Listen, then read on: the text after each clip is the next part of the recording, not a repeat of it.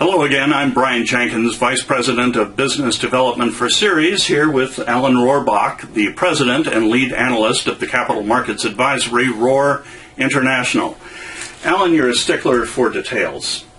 How do you create a thorough analysis to support effective investment and trading decisions?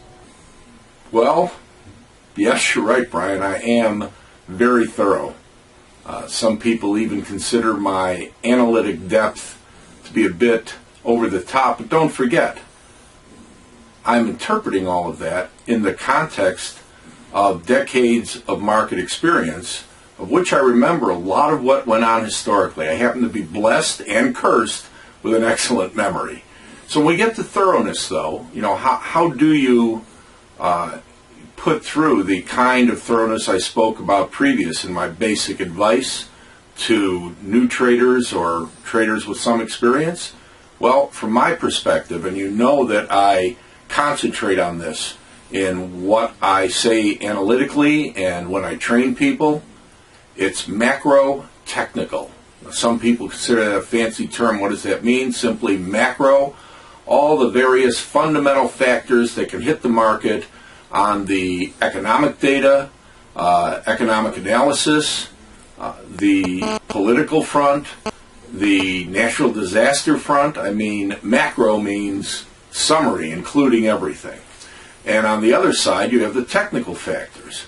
And as someone who started as a fundamentalist, doing supply-demand analysis of the pork belly market, the great, dearly departed pork belly market in the futures, I found in the early 70s that the dislocation of the inflation influences, the dollar currency depreciation, that classical fundamental analysis, which we used effectively in a more stable environment previous, wouldn't cut it anymore, because you couldn't discount all the factors of maybe something was going up because the dollar was depreciating.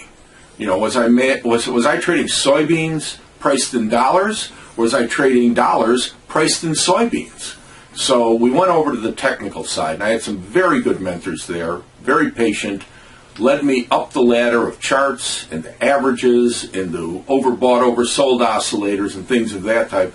So I ended up with a really well-rounded, and coming out of a very short-term background on the trading floor, very broad, long-term cyclical trend view. And where we end up is macro factors, very simple. All those things I mentioned, and that's part of your thoroughness, being prepared there, but then they impact price. And as news hits the market, the price moves up and down. Well, that's fine, but you just look at it and go, well, the price went down because of this, went up because of that, or do you have technical levels set up based on those multiple technical factors I discussed? Go, well, price is back down off a weak employment report in the stock market, but look, it held the first support and it's coming back up, etc.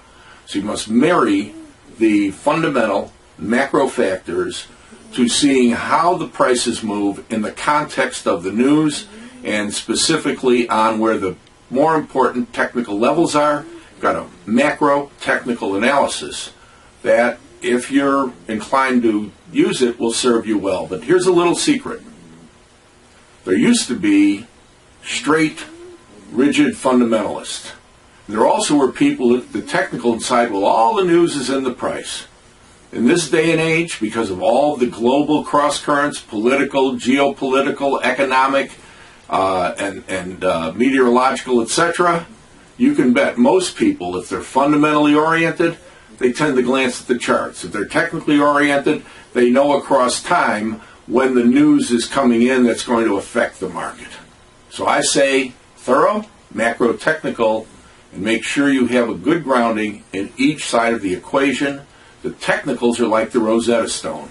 Price movement's trying to talk to you. You better know the language to be able to interpret it. And that's what I'd suggest.